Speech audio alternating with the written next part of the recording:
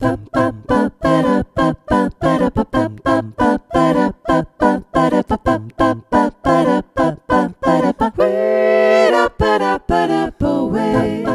à toutes, bonjour à tous et bienvenue dans Chanter en chœur, ça s'apprend, le podcast des amoureux du chant choral.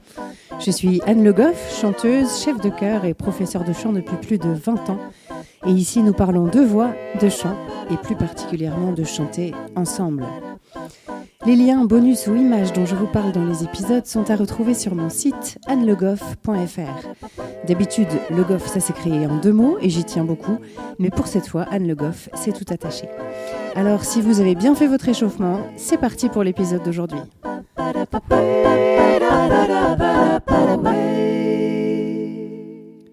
Le qui suis-je du jour. Aujourd'hui, je voudrais vous parler d'une expérience très particulière qu'il m'a été donné de vivre, puisque de 2011 à 2014, j'ai été l'une des chefs de chœur des Petits Chanteurs à la Croix de Bois, le chœur de garçons bien connu qui existe depuis 1907. Ça s'est passé un peu par hasard pour moi, puisque l'institution a déménagé dans l'Yonne en 2011, à Brinon-sur-Armançon exactement. Et comme je travaillais déjà là-bas, j'ai postulé et puis j'ai embarqué pour cette aventure qui a duré donc 3 ans. Alors d'un côté, il y avait le travail au château, donc avec du travail de chœur tous les après-midi. Et en plus, il y avait ces expériences toutes particulières que sont les tournées. Donc, dans ce qui nous concerne, c'était des séries de concerts, des séries de 15 concerts exactement, partout en France. Et évidemment, dans ces moments-là, il se crée un tout autre lien avec les enfants. C'est un contexte de déplacement quotidien et puis de concerts chaque soir. Et pendant ces 3 ans, j'ai dirigé entre 60 et 90 concerts chaque année.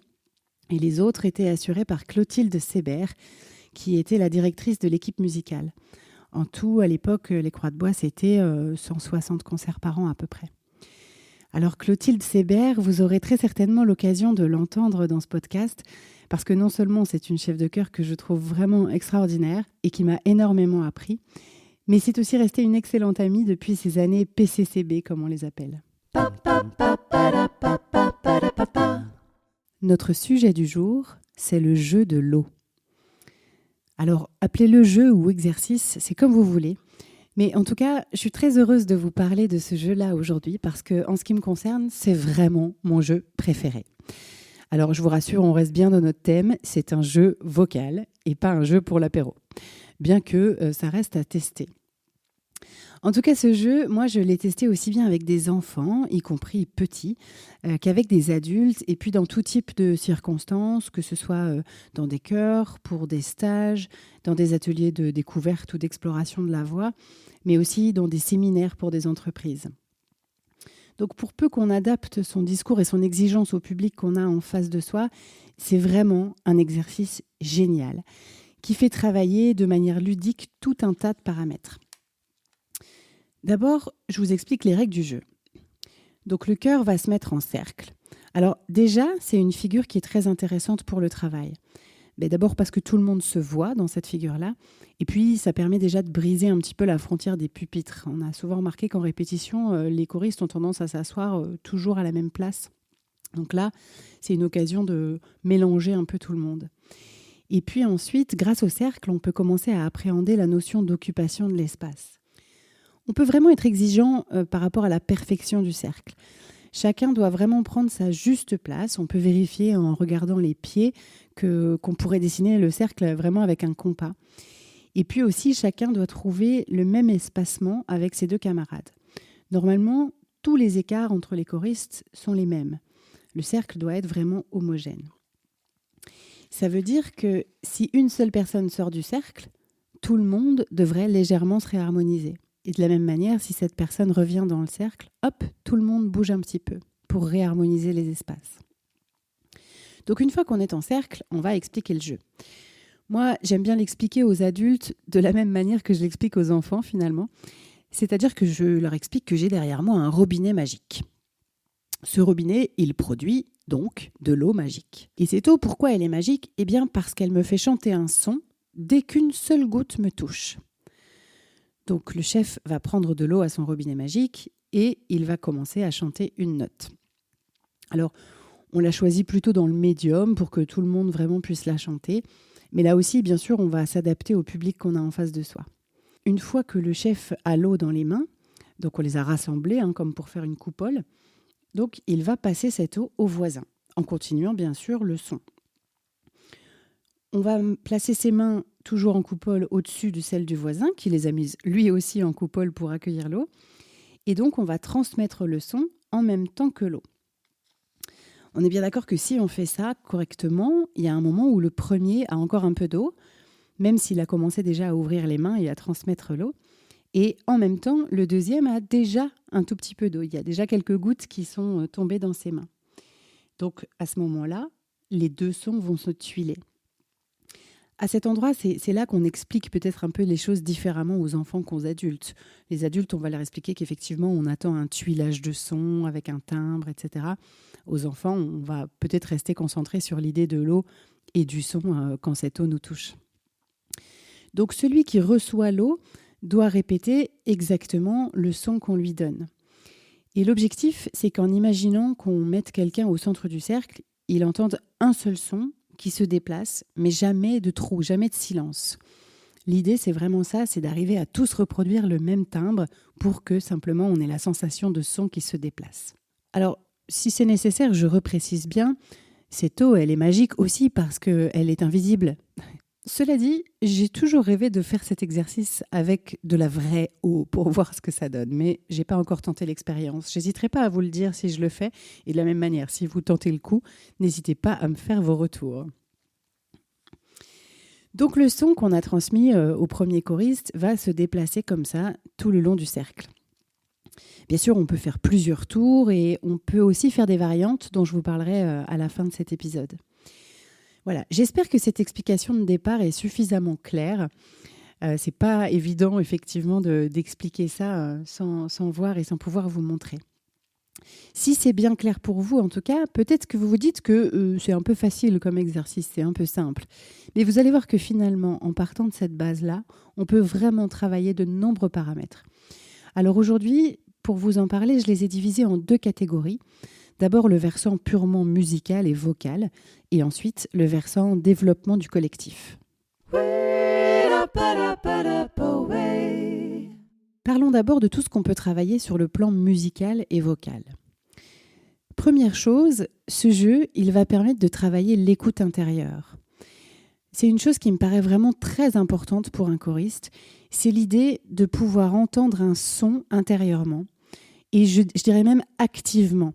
C'est-à-dire de chanter intérieurement de manière à ce que l'appareil vocal se mette en place pour chanter cette note-là et pas une autre. C'est-à-dire que ce n'est pas une question de différence de respiration ou autre, mais quand on s'apprête à chanter une note grave ou qu'on s'apprête à chanter une note aiguë, si on l'a bien préparée, on ne va pas tout à fait entrer dans le son de la même manière. Et ça, c'est vraiment l'écoute intérieure qui va générer cette différence-là. Et c'est pas si simple, c'est-à-dire que dans beaucoup de chœurs, on entend que quand le chef donne la note, par exemple, les choristes la répètent avant le début du chant. Or, c'est intéressant de pouvoir démarrer sans que le chœur ait chanté l'accord déjà. Et ça, c'est vraiment une question d'écoute intérieure. Donc c'est utile pour le début des morceaux, mais c'est utile aussi tout au long d'une pièce, quand on a eu peut-être un silence ou bien quand on s'apprête à faire un accord un peu complexe. Évidemment, plus on progresse dans l'idée de l'oreille intérieure, plus on peut entendre, au-delà d'une seule note, tout un accord et la place de sa propre note dans l'accord. Donc c'est vraiment intéressant de développer cette aptitude-là. Donc cet exercice, il va nous faire travailler cette écoute active et intérieure, mais aussi la dimension précision de l'écoute. En effet, là, il s'agit de reproduire le plus précisément possible le son qui est transmis. C'est-à-dire qu'il y a à la fois la voyelle. Alors moi, la plupart du temps, je fais chanter sur un O et on peut s'apercevoir qu'il y a tout un tas de O très différents. Et donc, dans cet exercice, on va s'attarder à obtenir tous le même O avec la même forme de bouche. Donc, il y a la précision de la voyelle, il y a aussi la précision de la hauteur, bien sûr, de la puissance et puis aussi du timbre.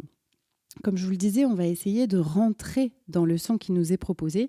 Et donc, pour ça, on va essayer d'imiter le timbre qu'on entend. Et ça n'a l'air de rien, mais ça peut être un bon exercice pour affiner ses sensations vocales. Parce que quand on essaye d'imiter un son, Parfois, on se retrouve à faire des petites modifications techniques sans même s'en apercevoir. Et ça peut nous aider à prendre conscience de ce qui se passe dans notre bouche finalement.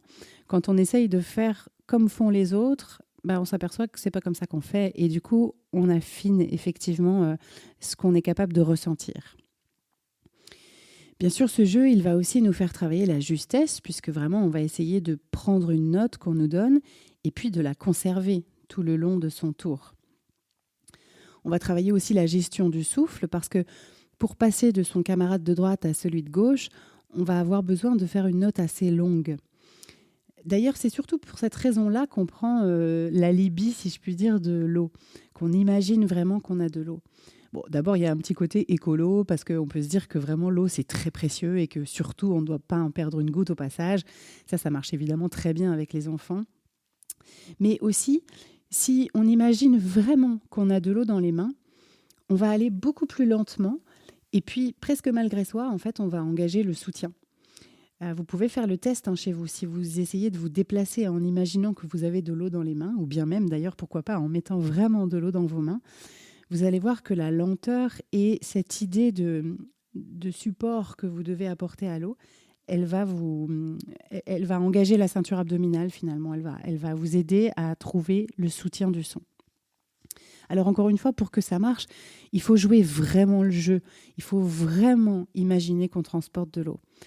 Ça, les enfants le font peut-être plus naturellement que les adultes, mais ça se voit tout de suite quand un choriste, il n'est pas vraiment dans l'imagination de cette eau, parce que le geste va être très différent et par ricochet, le son va être très différent aussi. Donc c'est vraiment important de jouer le jeu à fond.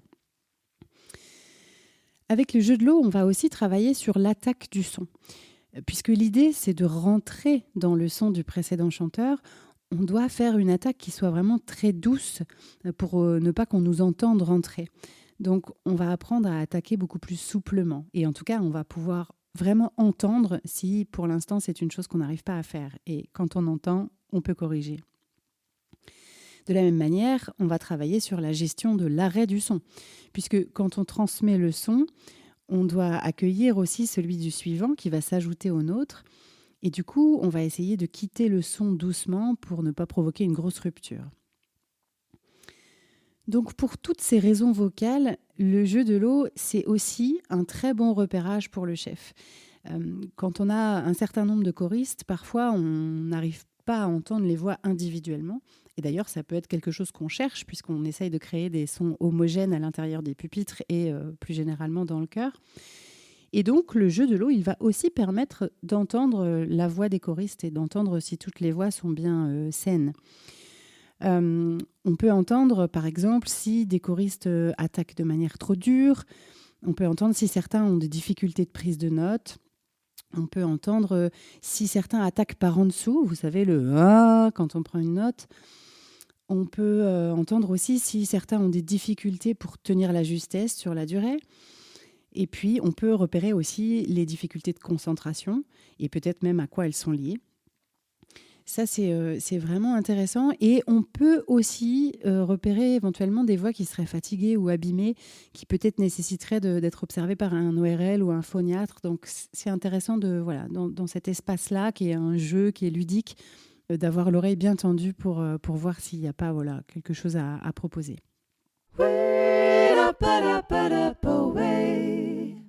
Le deuxième versant des apprentissages du jeu de l'eau, c'est le côté développement du collectif. D'abord, cet exercice, il joue beaucoup avec l'observation. Bien sûr, on a son tour à jouer, mais le reste du temps, on observe et puis on apprend beaucoup en voyant faire et en écoutant les autres parce qu'on repère des choses qu'on n'aurait pas forcément vues ou repérées chez soi. Quand on le fait soi-même, on est tout à ce qu'on fait, on est occupé, on n'est pas forcément suffisamment dans l'écoute et puis de fait on ne se voit pas faire et on n'a que l'écoute intérieure, on n'a pas cette oreille et ce regard extérieur. Et du coup en regardant les autres, on peut vraiment s'apercevoir de choses et se demander si on n'aurait pas tendance à faire pareil. Ensuite, bien sûr, il y a le côté je reçois l'eau et le son et je les répète, mais il y a aussi l'autre dimension qui est la transmission. Par ce jeu, on apprend aussi comment on peut transmettre une info au mieux, comment on peut la clarifier, cette info, pour qu'elle soit comprise, qu'elle soit entendue, et puis qu'elle puisse être répétée avec précision. Donc là, si on peut dire, on est déjà dans un travail de communication. Et ça, ce sont des parallèles qu'on peut utiliser, par exemple, si on travaille avec des équipes en entreprise. C'est vraiment intéressant de se dire quelle est ma manière de communiquer, comment je transmets mon information, comment je reçois aussi mon information. C'est valable en entreprise, mais c'est évidemment aussi valable au sein d'un chœur, et même plus généralement, c'est valable, je dirais, pour toute la vie.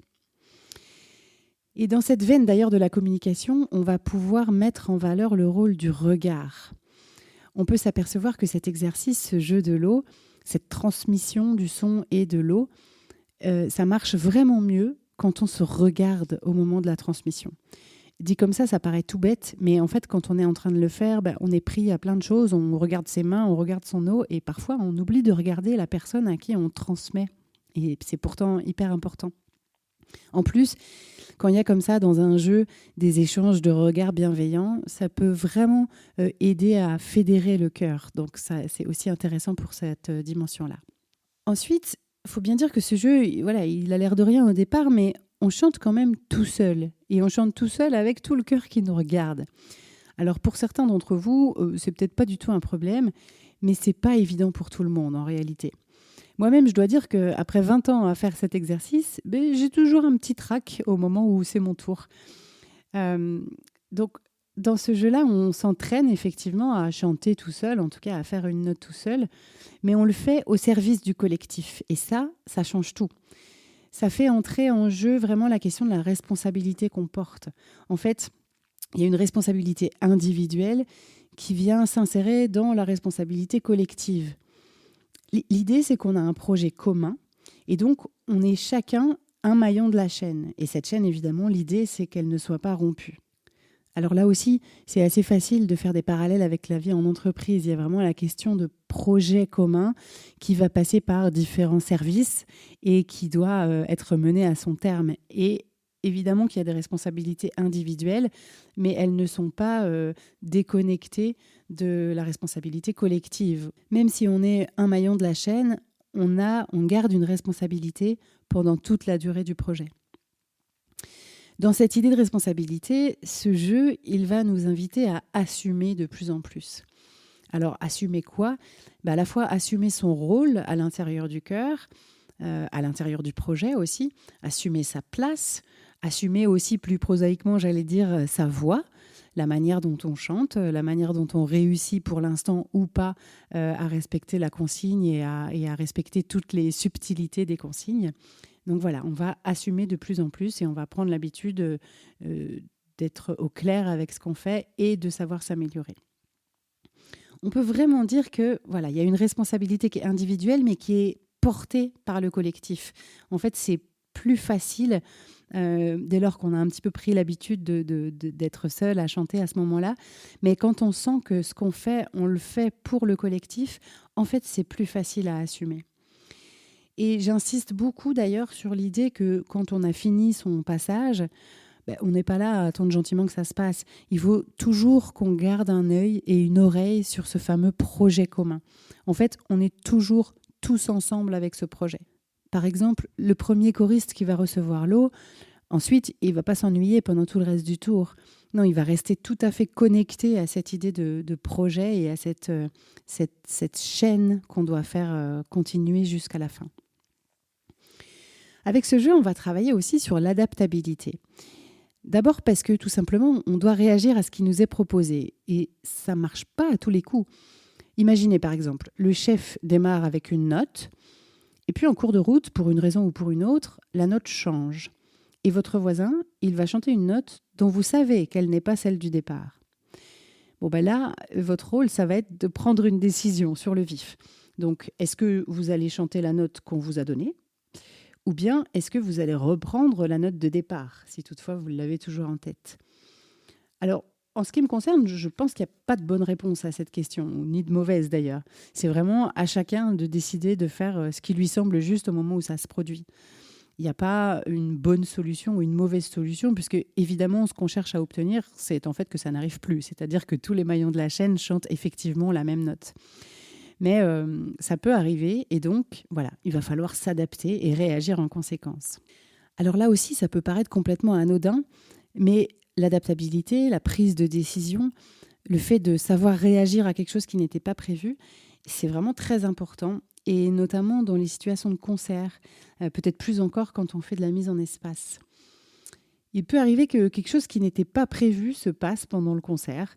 Peut-être on a oublié une reprise ou je ne sais pas, dans la mise en espace, quelqu'un est allé du mauvais côté ou voilà, il peut y avoir plein de situations inattendues.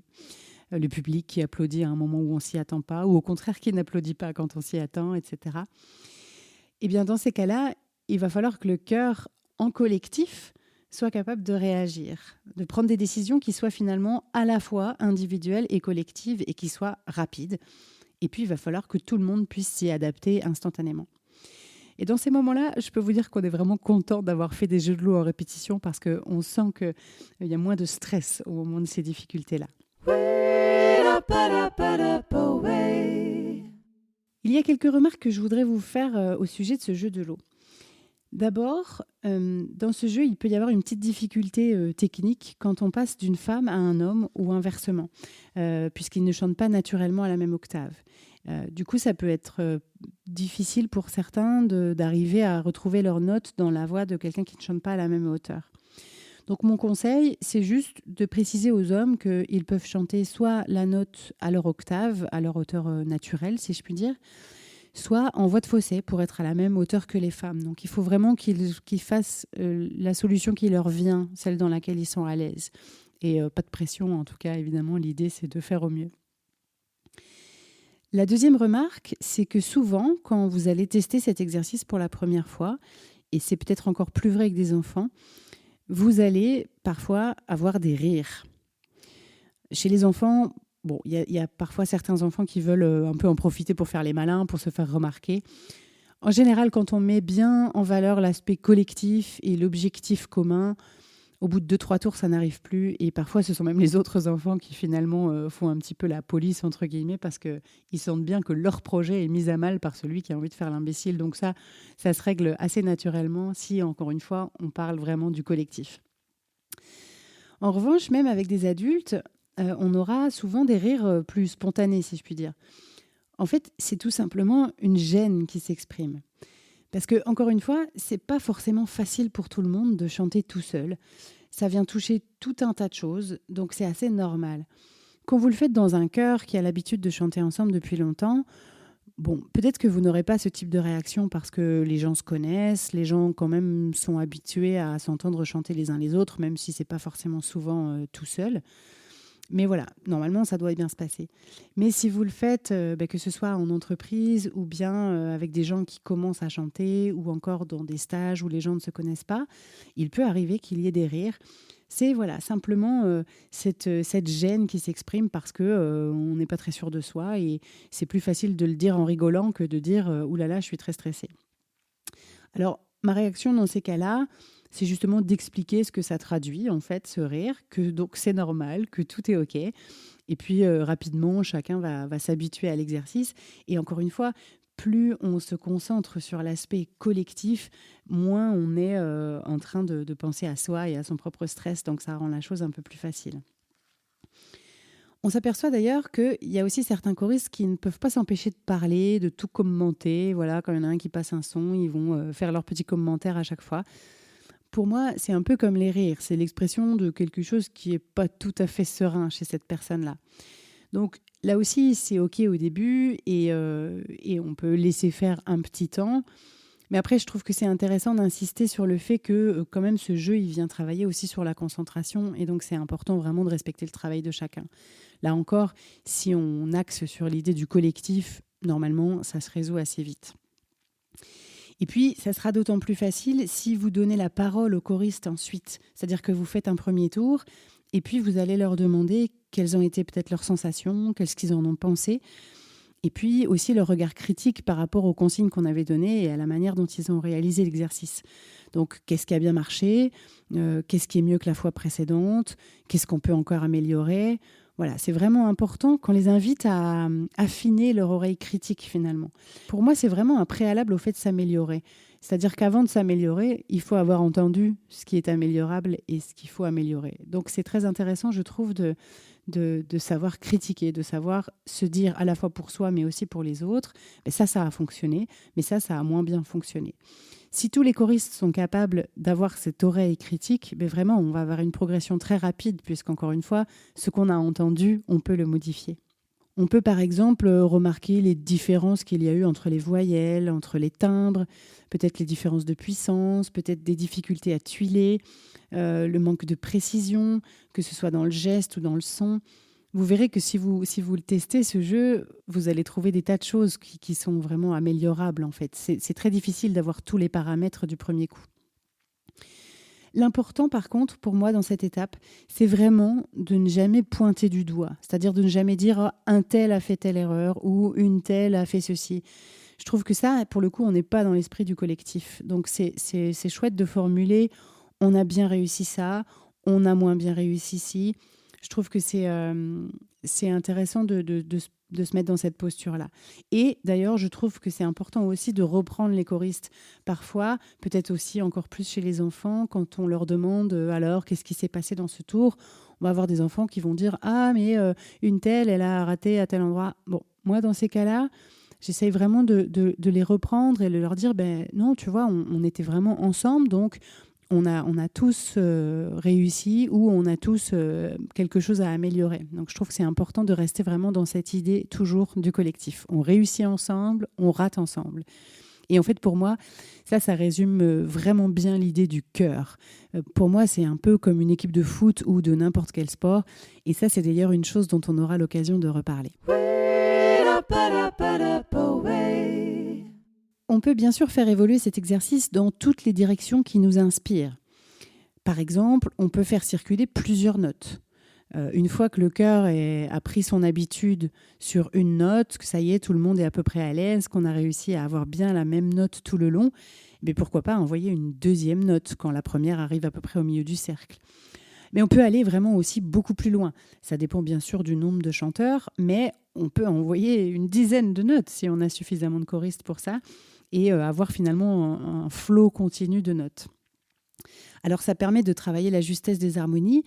Ça permet aussi d'apprendre à accorder des notes et des accords qui sont peut-être un peu plus contemporains, on va dire, donc avec des notes étrangères, entre guillemets. Donc on va apprendre à tenir sa note tout en la colorant et en l'accordant en fonction des autres notes qu'on entend. Et ça, c'est intéressant parce qu'on voit bien qu'au début, c'est vraiment pas facile. Ça demande de s'habituer. Et puis, même avec de la pratique, quand on se retrouve avec 6, 7 notes, il n'est pas rare qu'il y en ait qui disparaissent ou bien qu'il y en ait qui se répètent finalement. C'est-à-dire qu'une note qu'on a donnée va se fondre dans une autre au bout d'un demi-tour. Voilà. Ça, c'est vraiment assez difficile, mais en même temps, ça apprend vraiment l'harmonie, en fait, la manière de chanter des notes différentes de ses voisins. On peut aussi envoyer des notes dans l'autre sens. C'est-à-dire que si vous avez commencé dans le sens horaire, par exemple, peut-être que le chef pourra envoyer ensuite quelques notes dans le sens anti-horaire. Alors bien sûr, il y a des moments où ça va faire des bouchons. Et les choristes ils vont se retrouver nez à nez avec quelqu'un qui a déjà une note dans la main. Moi, ce que je conseille dans ces cas-là, c'est que le chef n'explique pas avant ce qu'il va faire. C'est-à-dire qu'il peut éventuellement dire qu'il va faire des surprises ou qu'il va faire rentrer des nouvelles choses. Mais je trouve ça intéressant de ne pas expliquer à l'avance ce qui va être fait. Parce que ça fait que les choristes vont être vraiment dans la surprise et vont devoir réagir sur l'instant sans avoir le temps de réfléchir, de se mettre d'accord, de penser à comment ils vont faire, etc. En fait, c'est une manière de s'habituer à accueillir l'imprévu et à ce que ça ne soit plus un stress. C'est un peu ce que je vous disais tout à l'heure pour le concert. Quand il se passe quelque chose qui n'était pas prévu au programme, on apprend à réagir sereinement finalement, sans être d'un coup pris d'un énorme stress et finalement un stress qui souvent nous empêche de réagir de la bonne manière ou de faire les bons choix. On peut aussi se balader à l'intérieur du cercle avec les notes. Donc là, ça peut devenir un petit peu le bazar, c'est vrai, mais en même temps, c'est un bazar assez magique. On peut aussi envoyer des motifs plutôt qu'une seule note. Et évidemment, on peut inventer plein d'autres choses. Et d'ailleurs, je serais très intéressée que vous m'envoyiez vos idées en commentaire sur mon site, par exemple. Voilà, si à l'écoute de cet épisode, vous vous dites « Ah, mais on pourrait aussi tester ceci ou cela », ou bien encore si vous testez vraiment ce jeu dans votre groupe de chant ou dans votre chorale, vraiment, si vous avez des idées, n'hésitez pas à m'en faire part. Je trouve ça toujours très intéressant. Voilà, j'espère que cet épisode vous aura donné envie de tester encore et encore ce jeu de l'eau qui vraiment est mon favori. Une chose importante que je ne vous ai pas encore dite sur ce jeu de l'eau, c'est qu'avec un peu de pratique, le résultat est vraiment très beau. Et ça, c'est important aussi. D'ailleurs, en bonus du jour, je vous mets sur mon site un enregistrement d'un extrait d'un jeu de l'eau qu'on a fait avec mon cœur de femme. J'espère que vous aurez autant de plaisir à l'entendre que nous avons eu à jouer.